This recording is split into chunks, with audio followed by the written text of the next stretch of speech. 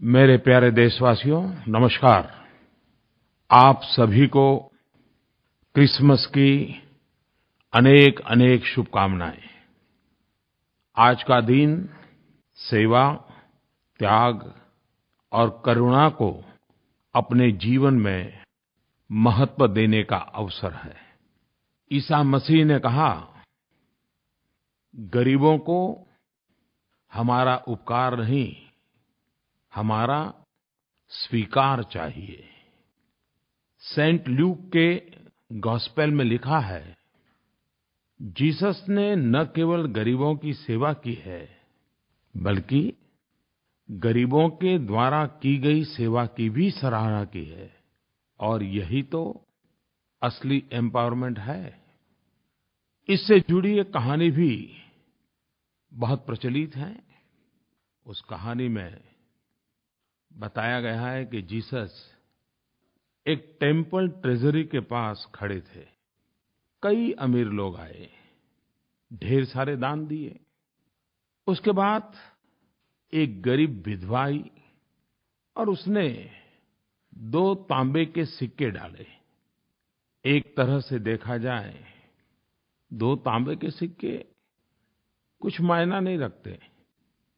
वहां खड़े भक्तों के मन में कुतूहल होना बड़ा स्वाभाविक था। तब जीसस ने कहा कि उस विधवा महिला ने सबसे ज्यादा दान किया है, क्योंकि औरों ने बहुत कुछ दिया, लेकिन इस विधवा ने तो अपना सब कुछ दे दिया है। आज 25 दिसंबर महामना मदन मोहन मालवीय जी की भी जयंती है। भारतीय जनमानस में संकल्प और आत्मविश्वास जगाने वाले मालवीय जी ने आधुनिक शिक्षा को एक नई दिशा दी। उन्हें जयंती पर भावभीनी श्रद्धांजलि। अभी 2 दिन पहले मालवीय जी की तपोभूमि बनारस में मुझे कई सारे विकास के कार्यों का शुभारंभ करने का अवसर मिला। मैंने वाराणसी में बीएचयू में महामना मदन मोहन मालवीय कैंसर सेंटर का भी शिलान्यास किया है। इस पूरे क्षेत्र में निर्माण हो रहा ये कैंसर सेंटर न सिर्फ पूर्वी उत्तर प्रदेश, लेकिन झारखंड, बिहार तक के लोगों के लिए एक बहुत बड़ा वरदान होगा। आज भारत रत्न एवं पूर्व प्रधानमंत्री आदरणीय अटल बिहारी वाजपेयी जी का भी जन्मदिन है। ये देश अटल जी के योगदान को कभी नहीं भुला सकता। उनके नेतृत्व में हमने परमाणु शक्ति में भी देश का सर ऊपर किया। पार्टी नेता हो, संसद सदस्य हो, मंत्री हो या प्रधानमंत्री, अटल जी ने प्रत्येक भूमिका में एक आदर्श को प्रतिष्ठित किया। अटल जी के जन्मदिन पर मैं उनको प्रणाम करता हूँ और उनके उत्तम स्वास्थ्य के लिए ईश्वर से प्रार्थना करता हूँ। एक कार्यकर्ता के नाते अटल जी के साथ कार्य करने का सौभाग्य मिला। अनेक स्मृतियाँ आँखों के सामने उभर करके आती हैं। आज सुबह-सुबह जब मैंने ट्वीट किया तो एक पुराना वीडियो भी मैंने शेयर किया है। एक छोटे कार्यकर्ता के रूप में अटल जी का स्नेह वर्षा का सौभाग्य कैसा मिलता था, उस वीडियो को देख करके ही पता चलेगा। आज क्रिसमस के दिन सौगात के रूप में देशवासियों को 2 योजनाओं का लाभ मिलने जा रहा है।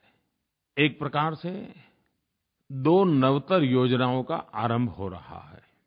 पूरे देश में गाँव हो या शहर हो, पढ़े लिखे हो या अनपढ़ हो, कैशलेस क्या है, कैशलेस कारोबार कैसे चल सकता है, बिना कैश खरीदारी कैसे की जा सकती है, चारों तरफ एक जिज्ञासा का माहौल बना है। हर कोई एक दूसरे से सीखना समझना चाहता है। इस बात को बढ़ावा देने के लिए मोबाइल बैंकिंग को ताकत मिले इसलिए, ई-पेमेंट की आदत लगे इसलिए भारत सरकार ने ग्राहकों के लिए और छोटे व्यापारियों के लिए प्रोत्साहन योजना का आज से प्रारंभ हो रहा है। ग्राहकों को प्रोत्साहन करने के लिए योजना है लकी ग्राहक योजना और व्यापारियों को प्रोत्साहन करने के लिए योजना है डिजी धन व्यापार योजना। आज 25 दिसंबर को क्रिसमस की सौगात के रूप में 15,000 लोगों को ड्रॉ सिस्टम से इनाम मिलेगा और 15,000 के हर एक के खाते में एक-एक हज़ार रुपये का इनाम जाएगा। और ये सिर्फ आज एक दिन के लिए नहीं है, ये योजना आज से शुरू होकर के 100 दिन तक चलने वाली है। हर दिन 15,000 लोगों को एक-एक हज़ार रुपये का इनाम मिलने वाला है। 100 दिन में लाखों परिवारों तक करोड़ों रुपयों की सौगात पहुंचने वाली है। लेकिन ये इनाम के हकदार आप तब बनेंगे जब आप mobile banking, e-banking, RuPay card, UPI, USSD ये जितने डिजिटल भुगतान के तरीके हैं उनका उपयोग करोगे, उसी के आधार पर ड्रॉ निकलेगा। इसके साथ-साथ ऐसे ग्राहकों के लिए सप्ताह में एक दिन बड़ा ड्रॉ होगा, जिसमें इनाम भी लाखों में होंगे। और 3 महीने के बाद 14 अप्रैल डॉक्टर बाबा साहब आम्बेडकर की जन्म जयंती है। उस दिन एक बम्पर ड्रॉ होगा, जिसमें करोड़ों के इनाम होंगे। डिजी धन व्यापार योजना प्रमुख रूप से व्यापारियों के लिए है। व्यापारी स्वयं इस योजना से जुड़े और अपना कारोबार भी कैशलेस बनाने के लिए ग्राहकों को भी जोड़े। ऐसे व्यापारियों को भी अलग से इनाम दिए जाएंगे और ये इनाम हजारों की तादाद में है। व्यापारियों को अपना व्यापार भी चलेगा और ऊपर से इनाम का अवसर भी मिलेगा। ये योजना समाज के सभी वर्गों, खास करके गरीब एवं निम्न मध्यम वर्ग, उनको केंद्र में रख करके बनाई गई है। और इसलिए जो 50 रुपये से ऊपर खरीदते हैं और 3,000 से कम पैसों की खरीदी करते हैं, उन्हीं को इसका लाभ मिलेगा। 3,000 रुपये से ज्यादा खरीदी करने वाले को इस इनाम का लाभ नहीं मिलेगा। गरीब से गरीब लोग भी यूएसएसडी का इस्तेमाल कर फीचर फोन, साधारण फोन के माध्यम से भी सामान खरीद भी सकते हैं, सामान बेच भी सकते हैं और पैसों का भुगतान भी कर सकते हैं। और वे सब इस इनाम योजना के लाभार्थी भी बन सकते हैं। ग्रामीण क्षेत्रों में भी लोग एईपीएस के माध्यम से खरीद बिक्री कर सकते हैं और वे भी इनाम जीत सकते हैं। कइयों को आश्चर्य होगा, भारत में आज लगभग 30 करोड़ रुपए कार्ड हैं, जिसमें से 20 करोड़ गरीब परिवार जो जनधन खाता वाले लोग हैं, उनके पास है। ये 30 करोड़ लोग तो तुरंत इस इनामी योजना का हिस्सा बन सकते हैं। मुझे विश्वास है कि देशवासी इस व्यवस्था में रुचि लेंगे और आपके अगल-बगल में जो नौजवान होंगे वो जरूर इन चीजों को जानते होंगे। आप थोड़ा-सा उनको पूछोगे, वो बता देंगे। अरे आपके परिवार में भी 10वीं 12वीं का बच्चा होगा तो वो भी भली-भांति ये चीज आपको सिखा देगा। ये बहुत सरल है। जैसे आप मोबाइल फोन से व्हाट्सएप भेजते हैं ना, उतना ही सरल है।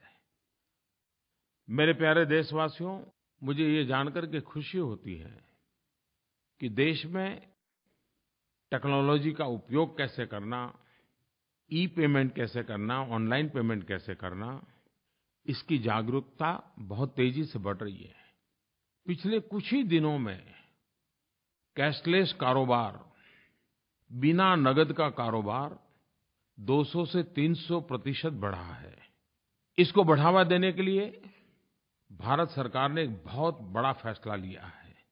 ये फैसला कितना बड़ा है इसका अंदाज तो व्यापारी बहुत अच्छी तरह लगा सकते हैं।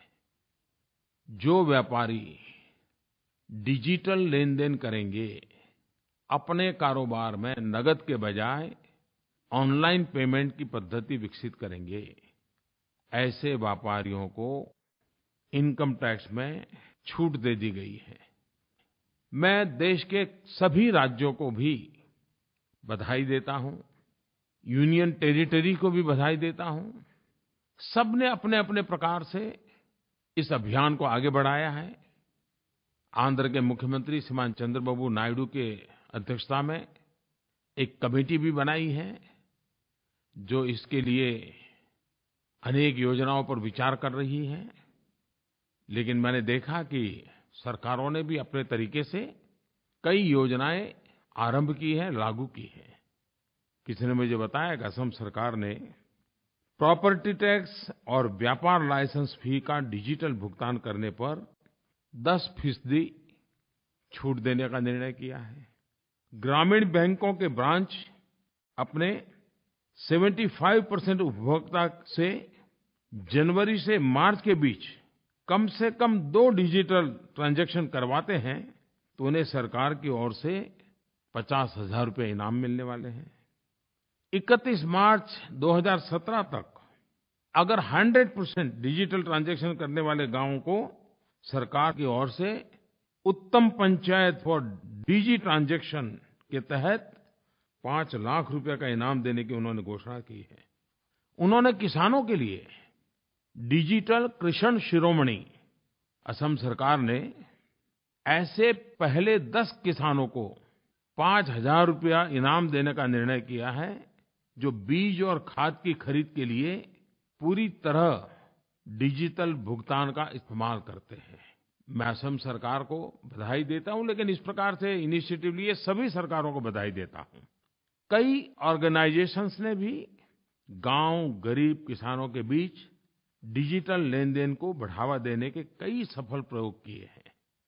मुझे किसी ने बताया GNFC, Gujarat Narmada Valley Fertiliser और केमिकल लिमिटेड, जो मुख्यतः खाद का काम करता है, उन्होंने किसानों को सुविधा हो इसलिए 1000 पॉश मशीन खाद जहाँ बेचते हैं वहाँ लगाए हैं और कुछ ही दिनों में 35,000 किसानों को 5 लाख खाद के बोरे डिजिटल भुगतान के माध्यम से कर दिए।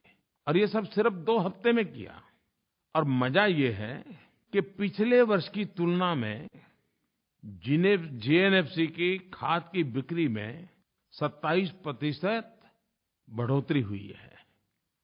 भाइयों-बहनों, हमारी अर्थव्यवस्था में, हमारी जीवन व्यवस्था में इन्फॉर्मल सेक्टर बहुत बड़ा है और ज़्यादातर इन लोगों को मज़दूरी का पैसा, काम का पैसा या पगार नगद में दिया जाता है, कैश में सैलरी दी जाती है। और हमें पता है उसके कारण मज़दूरों का शोषण भी होता है। 100 रुपये मिलने चाहिए तो 80 मिलते हैं, 80 मिलने चाहिए 50 मिलते हैं। और इंश्योरेंस जैसे हेल्थ सेक्टर के दृष्टि से अन्य कई सुविधाएं होती हैं, उससे वो वंचित रह जाते हैं। लेकिन अब कैशलेस पेमेंट हो रहा है, सीधा पैसा बैंक में जमा हो रहा है। एक प्रकार से इन्फॉर्मल सेक्टर फॉर्मल में कन्वर्ट होता जा रहा है। शोषण बंद हो रहा है। कर देना पड़ता है तो वो कट भी अब बंद हो रहा है। और मज़दूर को, कारीगर को, ऐसे गरीब व्यक्ति को पूरे पैसे मिलना संभव हुआ है। साथ-साथ अन्य जो लाभ मिलते हैं, वे लाभ का भी वो हकदार बन रहा है। हमारा देश तो सर्वाधिक युवाओं वाला देश है। टेक्नोलॉजी हमें सहज साध्य है। भारत जैसे देश ने तो इस क्षेत्र में सबसे आगे होना चाहिए। हमारे नौजवानों ने स्टार्टअप से काफ़ी प्रगति की है। ये डिजिटल मूवमेंट एक सुनहरा अवसर है। हमारे नौजवान नए-नए आइडियाज़ के साथ, नई-नई टेक्नोलॉजी के साथ, नई-नई पद्धति के साथ इस क्षेत्र को जितना बल दे सकते हैं देना चाहिए, लेकिन देश को काले धन से, भ्रष्टाचार से मुक्त कराने के अभियान में पूरी ताकत से हमने जुड़ना चाहिए।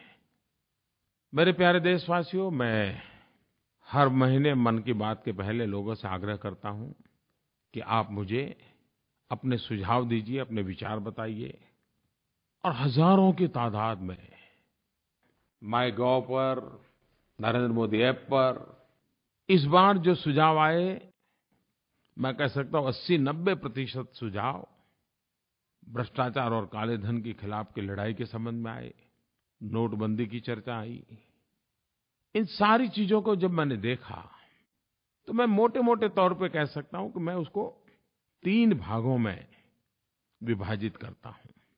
कुछ लोगों ने जो मुझे लिखा है उसमें नागरिकों को कैसी-कैसी कठिनाइयाँ हो रही हैं, कैसी असुविधाएँ हो रही हैं, इसके संबंध में विस्तार से लिखा है। लिखने वालों का दूसरा तबका वो है जिन्होंने ज़्यादातर उन बातों पर बल दिया है कि इतना अच्छा काम, देश की भलाई का काम, इतना पवित्र काम, लेकिन उसके बावजूद भी कहाँ-कहाँ, कैसी-कैसी धांधली हो रही है। किस प्रकार से बेईमानी के नए-नए रास्ते खोजे जा रहे हैं, इसका भी ज़िक्र लोगों ने किया है। और तीसरा वो तबका है जिन्होंने जो हुआ है उसका तो समर्थन किया है, लेकिन साथ-साथ ये लड़ाई आगे बढ़नी चाहिए। भ्रष्टाचार, काला धन पूर्णतया नष्ट होना चाहिए, इसके लिए और कठोर कदम उठाने चाहिए तो उठाने चाहिए। ऐसा बड़ा ही बल देकर के लिखने वाले लोग भी हैं। मैं देशवासियों का आभारी हूँ कि इतनी सारी चिट्ठियाँ लिख करके मुझे आपने मदद की है। श्रीमान गुरु मणि केवल ने माइगोव पर लिखा है, काले धन पर लगाम लगाने का यह कदम प्रशंसा के योग्य है। हम नागरिकों को परेशानी हो रही है, लेकिन हम सब भ्रष्टाचार के खिलाफ़ लड़ रहे हैं और इस लड़ाई में हम जो सहयोग दे रहे हैं उससे हम खुश हैं। हम भ्रष्टाचार, काला धन इत्यादि के खिलाफ़ मिलिटरी फोर्सेस की तरह लड़ रहे हैं। गुरु मणि केवल जी ने जो बात लिखी है, देश के हर कोने में से यही भावना उजागर हो रही है। हम सब इसको अनुभव कर रहे हैं। देखिए, ये बात सही है, जब जनता कष्ट झेलती है, तकलीफ झेलती है, तो कौन इंसान होगा जिसको पीड़ा न होती हो।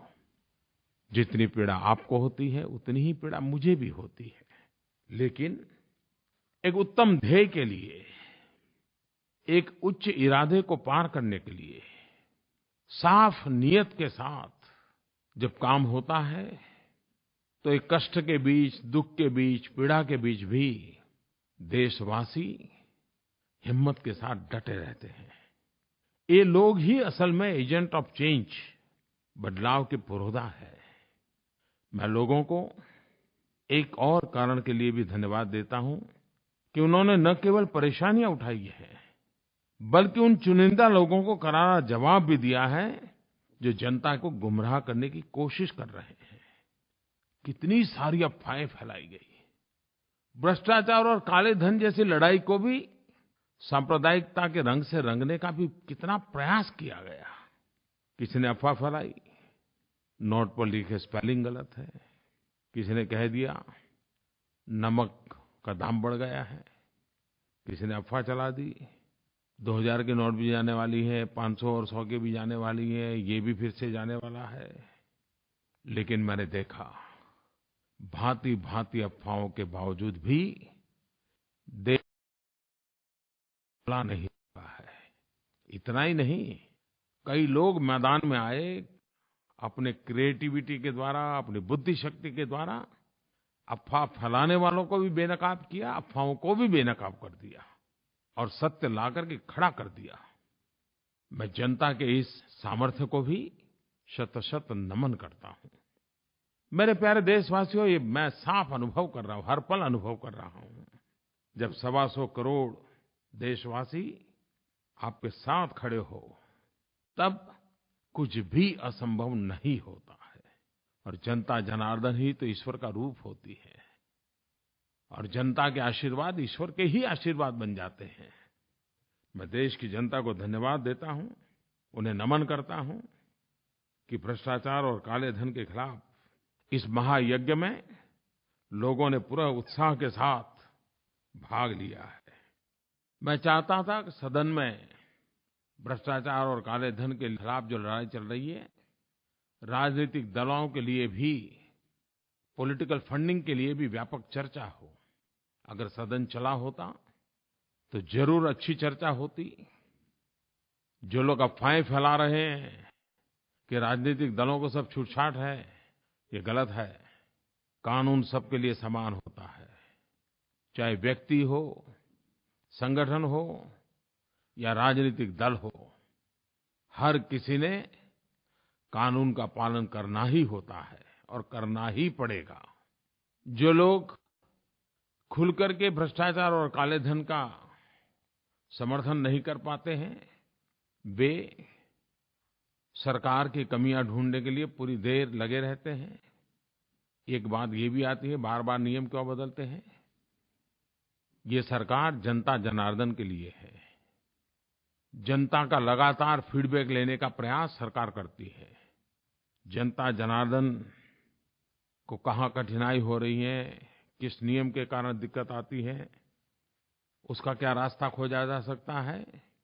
हर पल सरकार एक संवेदनशील सरकार होने के कारण जनता जनार्दन की सुख सुविधा को ध्यान में रखते हुए जितने भी नियम बदलने पड़ते हैं, बदलती है, ताकि लोगों की परेशानी कम हो। दूसरी तरफ मैंने पहले ही दिन कहा था, 8 तारीख को कहा था, ये लड़ाई असामान्य है। 70 साल से बेईमानी और भ्रष्टाचार के काले कारोबार में कैसी शक्तियाँ जुड़ी हुई हैं, उनकी ताकत कितनी है। ऐसे लोगों से मैंने जब मुकाबला करना ठान लिया है, तो वे भी तो सरकार को पराजित करने के लिए रोज नए तरीके अपनाते हैं। जब वो नए तरीके अपनाते हैं तो हमें भी तो उसके काट के लिए नया तैर के अपनाना पड़ता है।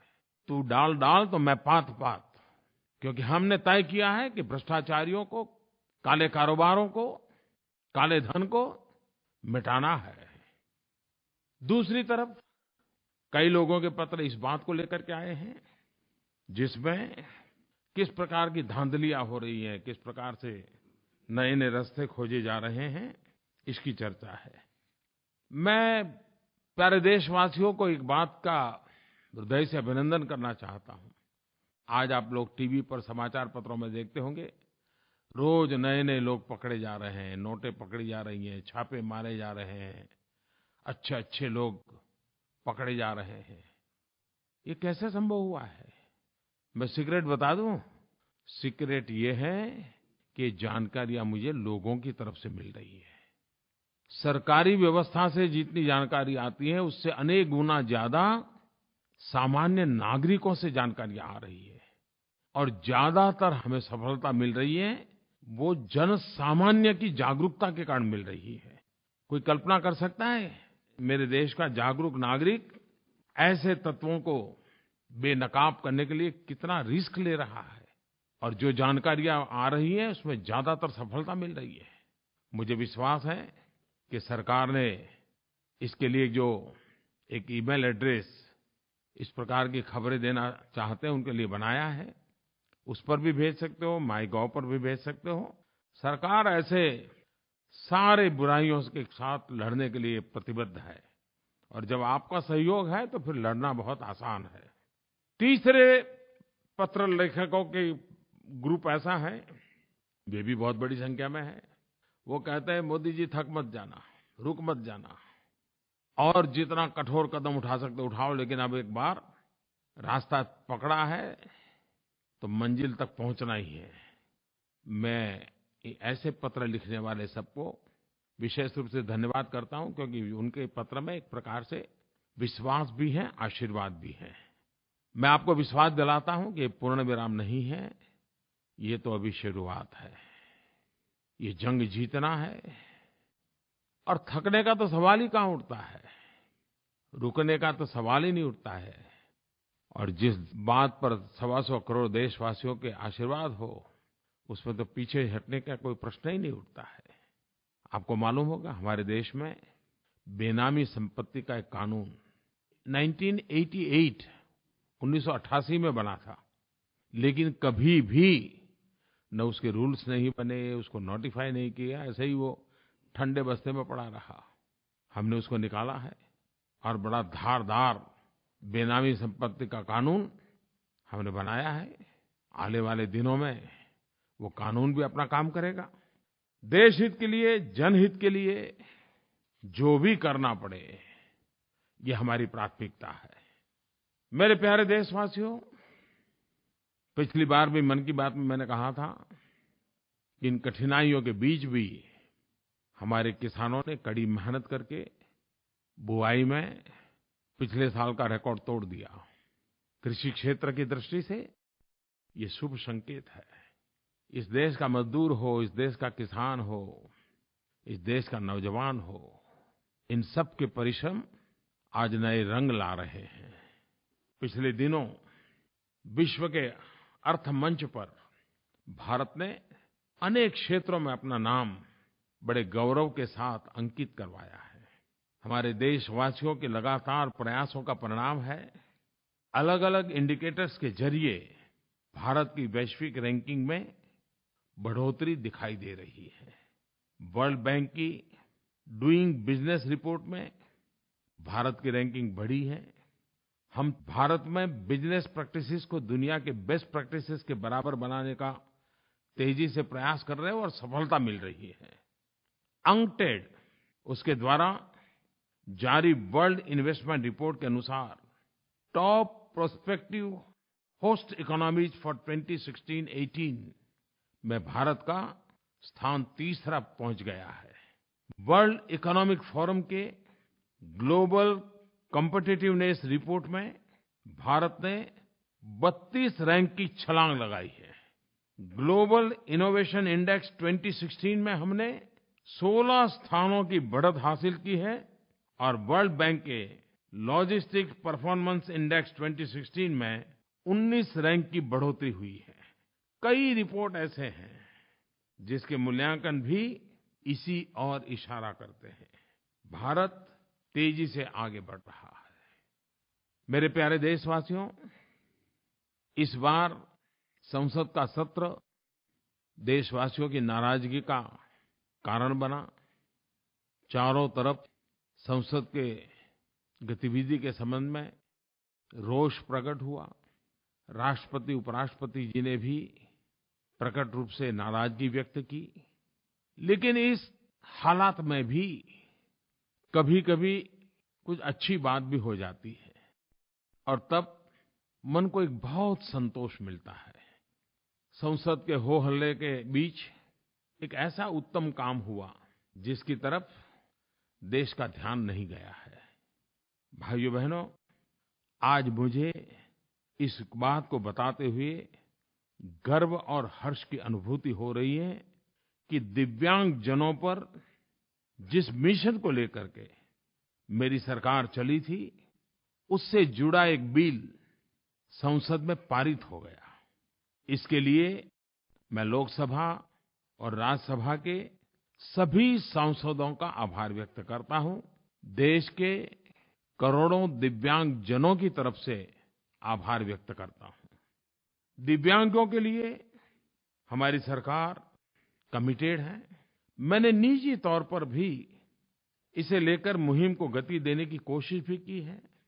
मेरा इरादा था दिव्यांगजनों को उनका हक मिले, सम्मान मिले, जिसके वो अधिकारी हैं। हमारे प्रयासों और भरोसों को हमारे दिव्यांग भाई-बहनों ने उस वक्त और मजबूती दी जब वे पैरालम्पिक्स में 4 मेडल जीत करके ले आए। उन्होंने अपनी इस जीत से न केवल देश का मान बढ़ाया, बल्कि अपनी क्षमता से लोगों को आश्चर्यचकित भी कर दिया। हमारे दिव्यांग भाई-बहन भी देश के हर नागरिक की तरह हमारी एक अनमोल विरासत है, अनमोल शक्ति है। मैं आज बेहद खुश हूँ कि दिव्यांगजनों के हित के लिए ये कानून पास होने के बाद दिव्यांगों के पास नौकरी के ज़्यादा अवसर होंगे।